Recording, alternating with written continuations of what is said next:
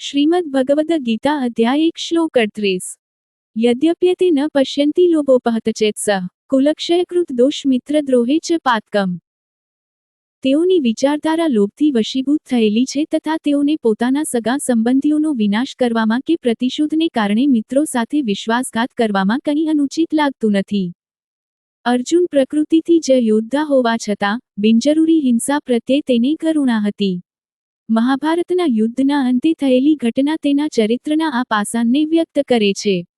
100 કૌરવોનો વિનાશ થઈ ગયો હતો, પણ પ્રતિશોધને કારણે દ્રોણાચાર્યનો પુત્ર અશ્વત્થામા રાત્રિના સમયે પાંડવોની છાવણીમાં ઘૂસી ગયો અને દ્રૌપદીના પાંચેય પુત્રોનો, જ્યારે તેઓ નિદ્રાધીન હતા, ત્યારે વધ કરી નાખ્યો। અર્જુને અશ્વત્થામાને પકડી પાડ્યો, તેને પશુની જેમ બાંધીને દ્રૌપદી, જે કરુણ આક્રંદ કરી રહી હતી, તેના ચરણોમાં લઈ આવ્યો। આમ છતાં, હૃદયથી મૃદુ અને ક્ષમાશીલ હોવાના કારણે તેની